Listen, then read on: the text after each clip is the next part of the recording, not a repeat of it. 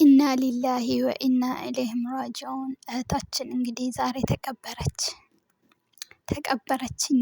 እኛ የአላህ ነን፣ ወደ አላህ ተመላሾች ነን። ሀይ ስደት በሰረችው ቤት በሳጥን ገባች።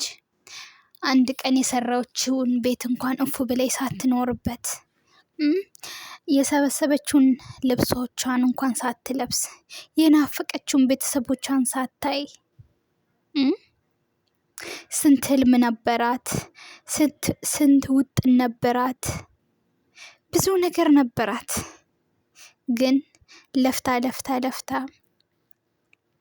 የልፋቷን ውጤት እንኳን ሳታይ በሰው ሀገር ቀረች። ከርታታዋ እህታችን ዛሬ ተቀበረች። በቃ ሄደች፣ እሷ አትመለስም። ሄደች። አላህ ለልጆቿ፣ ለቤተሰቦቿ፣ ለወዳጆቿ፣ ለሁሉም ማለት ነው። የሞተው ሞተዋል፣ እሷ ሞታለች። ግን ልጆቿ፣ ቤተሰቦቿን የእሷ ሰው የተባለውን ሁሉ አላህ መጽናናቱን ይስጣቸው። በተለይ ለአባቷ፣ እናቷስ ሞታለች። ይሄን ጉዳን ሳታይ እህቷ፣ ልጇ በጣም ከባድ ነው። የምሬን ነው ምላችሁ። በሰው ሀገር አላቅም፣ በሰው ሀገር ቀራችሁ ተብሎ ለቤተሰብ ሲነገር፣ በተለይ ለናፈቀ ልጅ እናትሽ በሰው ሀገር ቀርታለች፣ እናትሽ በሳጥን መታለች ሲባል ያለውን ስሜት ትላንት አይታችኋል። ልጆቿ እንዴት ሲወድቁ፣ እንዴት በቃ የምር በጣም ከባድ ነው። አላህ በሰው ሀገር ላይ በቃ በሁለት እግራችሁ መታችሁ በሳጥን አይውሰዳችሁ ወደ ሀገራችሁ። እውነት በቃ ክፉ አይንካችሁ። እናንተስ ሞታችኋል፣ ተነስታችሁ አታዩም። ግን ለቤተሰብ ደግሞ የእግር እሳት ነው። እሷ አትመለስም። ግን በቃ ይብላኝ ለልጆቿ። ስንት አመት ሙሉ፣ ስንት ዘመናት ሙሉ ሲጠብቋት እናታችን ናፍቀንሻል እያሉ ሲጠብቋት ወታ ለቀረችው ለሷ ይብላኝ ለልጆቿ። እሷማ አንዴ በቃ ታይም ሄዳለች። በጣም ከባድ ነው፣ ወላሂ በጣም ከባድ ነው። ምን አይል አላቅም። ስሜቱ በጣም ነው የሚያመው። ብቻ አላህ ጽናቱን ይስጣችሁ። ወይኔ ስደት ነገር፣ ስደት በእኛ ይብቃ። እንደው አላህ ወጥቶ ከመቅረት ይጠብቀን። እሱ በሀገራችን ሰርተን በልጽገን የምንኖርበት ሀያት ይስጠን፣ ከልጆቻችን ጋር፣ ከቤተሰቦቻችን ጋር። እቺ ድህነት አፈር ትብላና ማለት ነው። ድህነት ከልጆቻችን ከቤተሰቦቻችን ነጥሎ ተመልሰን ሄድን እንኳን ሳናያቸው እንደዚህ በሁለት እግራችን መተን በሳጥን በካርጎ ስንሸኝ ያለው ስሜት በጣም ከባድ ነው። እውነት እኔ እንጃ። እኔ እንደ ስደት የምረረኝ ነገር የለም አሁን ላይ። ኢትዮጵያ ሰላም የለ። በስደት ላይ ደግሞ እንደዚህ ፈራው እኔ ለራሴ። ሁሉም ግን የራሱን ነው የሚኖረው፣ የራሱን ርዝቅ ነው። በቃችን ልጅ ተጻፈላት ነው። ግን በቃ ምንም ቢሆን በተለይ የታመማችሁ ዛሬ ይሻለኛል፣ ነገ ይሻለኛል እያላችሁ ባትቀመጡት። ስትታመሙ ደግሞ ሐኪም ቤት መሄድ ነው ያለባችሁ። በተለይ ይሄ ኔስካፌ ደግሞ በጣም በጣም መጥፎ ቡና ነው። ኔስካፌ አትጠጡ። ብዙ ሰዎች ኔስካፌ በባዶ ሆድ ምግብ ይዘጋል እያሉ ነው። እና እህታችን ይኸው በቃ አፈር አለበሷት። ሁለተኛ አትመለስም። አፈር አለበሷት። እሷስ እንደዚህ ኮመንት አይቼ ማለት ነው፣ ኮመንት ላይ እሷ እንደዚህ በክብር የተቀበረችው በክብር የተሸኘችው እህት ስላላት ጓደኛ ስላላት ናት። እኛሳ በቃ ብዙ ኮመንት ላይ እኔሳ አሁን እኔ ብሞት እንደዚህ ተንከባክቦ የሚወስደኝ አለ፣ ሀገር ላይ የሚያስገባኝ አለ። እሷስ እንደዚህ በክብር የተቀበረችው ወገን ዘመድ የራሷ ሰው ስላላት ነው።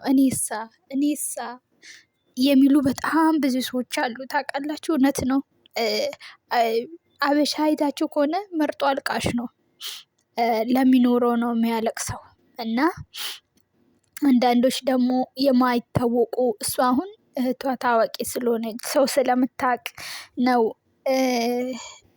የዱባይ ላይ ብትሞትም ዛሬ ወደ ሀገር የገባችው እንደዚህ በክብር የተቀበረችው ማለት ነው። አስባችኋል? ከዱባይ ራሱ አስክሬኑ ለመምጣት ወደ 200,000 የኢትዮጵያ ብር ነው። እሱን ሁሉ አሰባስቦ እነ ሮሚ ምናምን ነው ወደ ሀገር አስክሬኗን የሸኙትና እሱም በነገራችን ላይ ሰው ያስፈልጋቸዋል። እንደዚህ ወደ ሀገር ለመግባት ራሱ ሰው ያስፈልጋቸዋል። እና አላህ ወጥቶ ከመቅረት ይጠብቀን። አላህ በእግራችን መተን በሳጥን ወደ ሀገር ከመሸኘት እሱ ይጠብቀን። እህታችን አንዴ ሄዳለች፣ አትመለስም።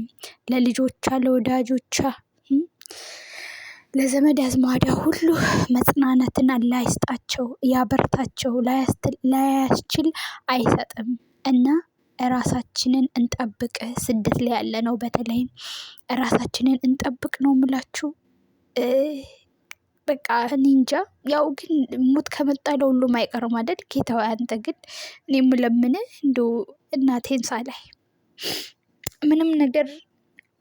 ምንም ነገር ከአካሌ ከምንም ሳይጎል እንደ ወደ እናቴ ወሰደኝ። እኔ በእኔ ህመም እናቴ አትሰቃይ። ዛሬ ሻንጣዋ ቀደመ ከሰው።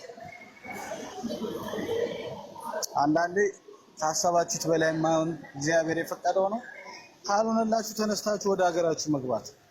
ይኸው ደክማ የገዛችው ቤት ነው። ዝም እያለው እንትን ሲሄድ ወደ ካንሰር እያደገ ሲመጣ ሌላ መከራ ውስጥ። የምትጠጧቸውን ነገር ቼክ አድርጉ። የምትበሏቸውን የታሸጉ ነገሮች ቼክ አድርጉ። የሚሰጧችሁን ነገር ብቻ ዝም ብላችሁ አትውሰዱ። በቃ ታማችሁ ከአቅም በላይ የሆነ እየተንቀጠቀጣችሁ አትስሩ። ምንድነው ምን እንዳይፈጠር ነው። ሁሉም እንደ ግድግዳ ሰዓት ነው እየዞረ ያለው እኮ በቃ ተስፍሽ ይሄ ንስካፌ የሚባለውን ነገር አቆሙ። በተለይ ንስካፌ የምትጠጡ ልጆች አቆሙ። ንስካፌ ነው ልባችሁን እየጎዳ ያለው። ካለሱ ወይ እሱን ምግብ በልታችሁ ወይ ደህና ምግብ በልታችሁ ንስካፌ ጠጡ። ባዶ ሆዳችሁን ንስካፌ አትጠጡ። ተው። እህታችንም በጣም ንስካፌ ትጠጣ ነበር።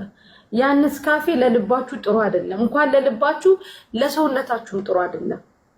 የሆነ ምግብ ብሎ ምግብ እንደማትበሉ የታወቀ ነው። የሰው ቤት ለማጽዳት ደፋ ስትሉ እንደዚህ ተደፍቶ መቅረት አለ። ስለዚህ ጠዋት ተነስታችሁ የሚቀመስ ነገር አንድ ቤት ውስጥ እንቁላል ካለ አንድ እንቁላል እንኳን ቅቅል አድርጋችሁ ብሉ። አንድ እንቁላል ቅቅል አድርጋችሁ ያችን በልታችሁ ንስካፌውን ጠጡት።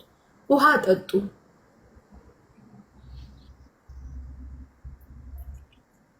ታስሽ የሚገርም ነገር መዳም ቤት የሚሰሩ ልጆች ታውቃለህ፣ ከፍተው እንደማይበሉ እየራባቸው የመዳምን ፍሪጅ ከፍተው አይበሉ፣ እየተራቡ ማለት ነው።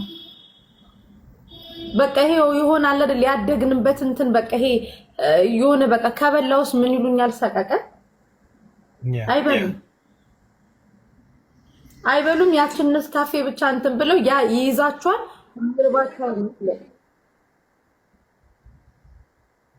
እነዚህ ኤነርጂ ወዲያው የሚያመጣሉ ብላችሁ ስታስቡ፣ ጉልበት ይሆናል ብላችሁ ስታስቡ እንትን ነው በቃ ማለት ልባችሁ ላይ ነው የሚሄደው።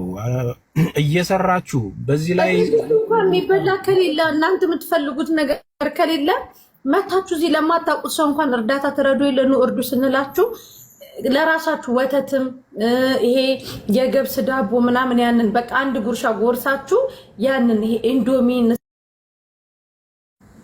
አንድ እንጀራ አተን አይደለም የተሰደር ነው። ምንም ቢሆን ሀገራችን በሰዓታችን እንበላለን፣ ምሳችንንም እራታችንን። ይሄ ግን ካየው ነገር ጋር ከባድ ነው። አንድ ማወቅ ያለባችሁ ዛሬ የለቀኩት ቪዲዮውን ስታዩ ራሳችሁን ሳሉት። በቃ እኔ ነኝ ይሄ ሰው ብላችሁ ሳሉት። ፔኑ ምን ያህል እንደሚያም ማለት ነው። ቤተሰብ ያለውና የሌለው ደግሞ ልዩነቱን አስቡ። የሚያነሳችሁ ስታጡ ቤተሰብ ሳይኖራችሁ፣ አሁንስ እሷ ብዙ ሰው አላት፣ ሰፈር ምድሩ የሚወዳት ልጅ ነበረች፣ በጣም እያለ መንገድ ሞልቶ እንትን የሚቀበሉ ናቸው። ሰው የሌላችሁ ሰዎች ደግሞ እኔ ነኝ ብላችሁ አስቡ። ከምንም በላይ የምነግራችሁ ይሄ ነው። በቃ ህይወት ለምንድን ነው የምትራኮቱት? እህት ለእህት እዛ ጋር አጠገብ ላጠገብ ሆናችሁ በቃ እንደ ቤተሰብ መላ አረብ ሀገር ያላችሁ እንደ ቤተሰብ እንደ አይን ብሌን እርስ በርስ ተንከባክባችሁ ልትያያዙ የሚገባችሁ ልጆች ከኑሮ ከመከራ ምናምን ከችግር ሁሉ እንትን እየሆነ ነው።